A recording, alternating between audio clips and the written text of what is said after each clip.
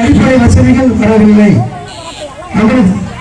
நம்ம டிரைனேஜ் வசதி வரல, நம்மளுக்கு தேவையான குடிநீர் வசதி வரல, நம்மளுக்கு தேவையான எதுவும் வரல. ஆனா இந்த முறை உங்கள் மகனான எனக்கு வாய்ப்பு கொடுங்க. அடிப்பட்ட மக்களோட பிரச்சனையை பேசக்கூடிய எனக்கு ஒரு வாய்ப்பு கொடுங்க. உங்கள் குறைவாக சட்டமன்றம் முடிக்கணும். 30 வருஷமா நீங்க கொடுக்காத ஒரு வாய்ப்பை இன்னும் கொடுங்க. திமுக கொடுங்க, திமுக கட்சிக்காரங்க கொடுங்க. அதுதான் உங்களோட காலம் வந்து நீங்க கேட்கிற கோரிக்கைகள் நியாயமானது, நீங்க வைக்கிற அடிப்படை தேவைகள் நியாயமானது.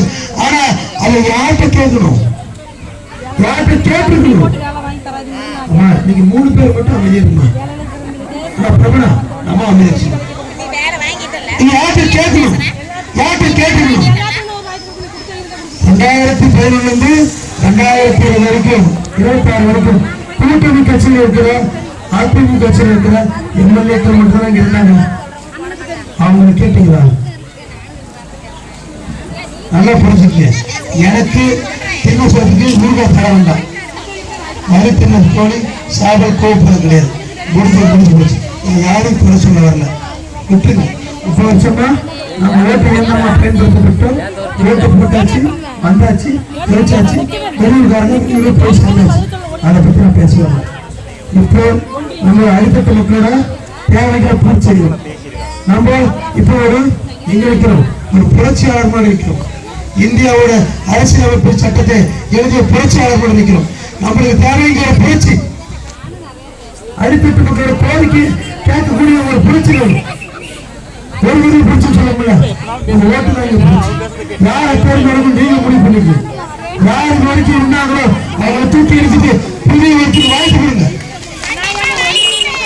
அதுதான் நம்மளுக்கு நெருங்கிற தீர்வு. போய் குறைச்சி விசாரிச்சு பாருங்க. நான் யாரும் எப்படி போய் அடிப்படை தேவையான பூச்சிடுவேன். ஆஸ்பத்திரி பிரச்சனை, ரோடு பிரச்சனை, அவங்களுக்கு வந்து ஆட்டுல பிரச்சனை, காசுல பிரச்சனை, பட்டா பிரச்சனை, வீட்டு மழை விஷயம். ஒரே வீட்டுல 10 பேர் வீட்டுல 10 பேர் ரூம்ல 10 பேர் குடியிருந்து போறோம். ஆமா இல்லையா? அந்த சூழல்ல 3 இருக்கா இல்லையா? அது யாரு மாற்றுவோம்? இப்போ யாராவது வாக்குறுதி கொடுத்துருக்காங்களா மாற்றத்துக்கு? இல்ல அவங்களோட பிரச்சனை தான் யாராவது பேசிருக்காங்க. அவங்களோட பெருமை மட்டும் பேசிருக்காங்க.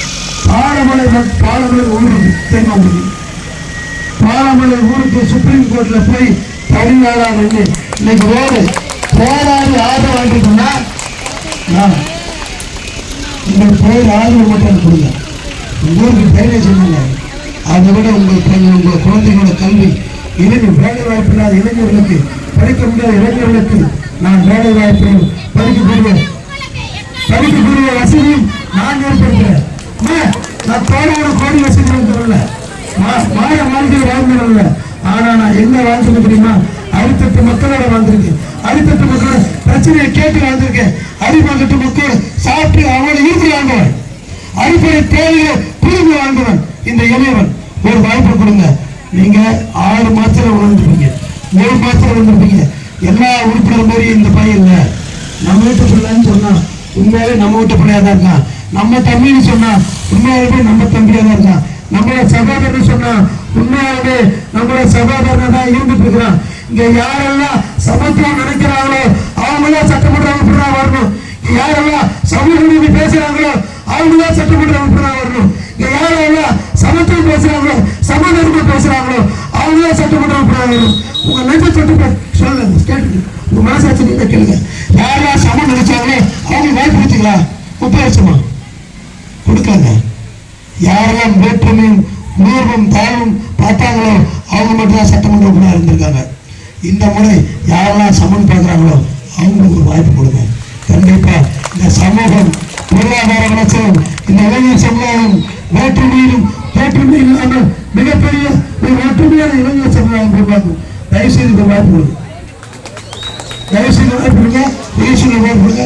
உங்கள் தம்மனா பிள்ளைதான், உங்கள் வீட்டு பிள்ளைதான், உங்கள் சகோதரன் நான் இருப்பேன். நன்றி.